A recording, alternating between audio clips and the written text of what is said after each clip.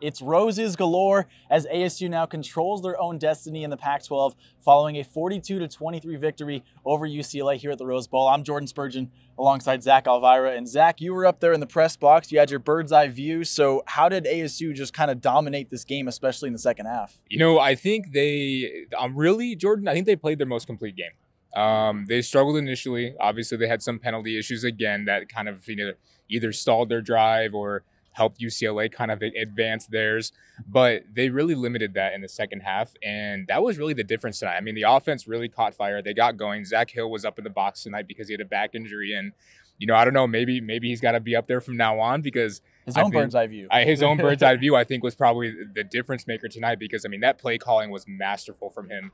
And this defense just did what they have really all season long in the second half. I mean, really, it's always been, the first half has been a little shaky for them, but the second half is where they've really shined so far this season. And again, I think this was their most complete game. And it came in a good venue, too, the Rose Bowl. So yeah, nothing beats winning in the Rose Bowl. So today we saw in the first half, they really still made some mistakes. We've talked a lot about this team committing tons of penalties, especially last time on the road against BYU, 16.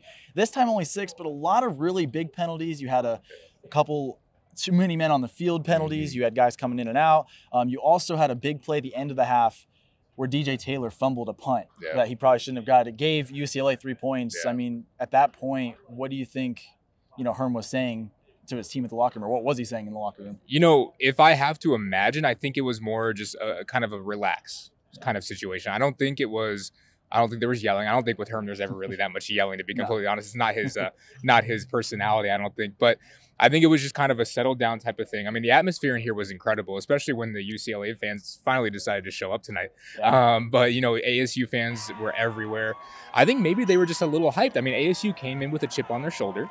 They were the underdog technically. So I think they wanted to make a statement again in this venue. And I think they were just maybe a little bit too hyped up for the very beginning of the game, but they settled down the second half, especially after halftime, like you just mentioned, and they were able to play their game. And that's something that, Ricky Pearsall even said after the game is they played ASU football, which was the key tonight. And I mean, the issues, I mean, the rotation, I mean, UCLA just got on the ball, honestly, and that was kind of the issue there.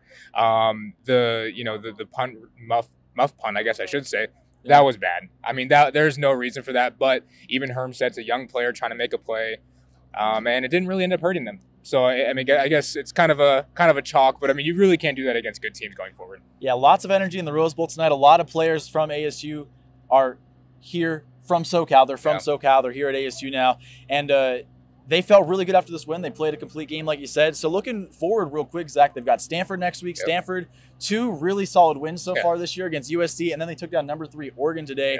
What do you think ASU needs to work on? Because as Herm said after the game, there's still work to be done. So what else do you want to see from them to compete against a Stanford team that's really shocking the world right now? I think it's playing the type of ASU football that we saw in the second half throughout the entire game, first off, and obviously limiting penalties.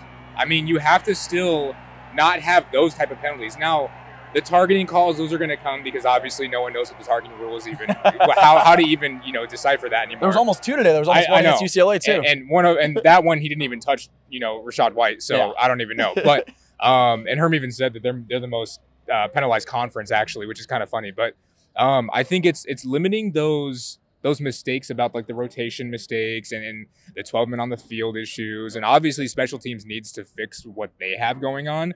Not taking the ball out of the end zone from 8 yards deep. That would be a good start. Obviously letting the ball roll into the back of the end zone, especially when it's 2 seconds left in like the first half, I should say. Little things like that I think will go a long way for this team. And they can only get better from here, I believe. I mean, hopefully they get better from here. But I mean, in general, it was a good way for them to kind of bounce back. And like I said, they played a really complete game. I just want to see more from them, and I think they want to see more as well. That's one thing they said in the press conference.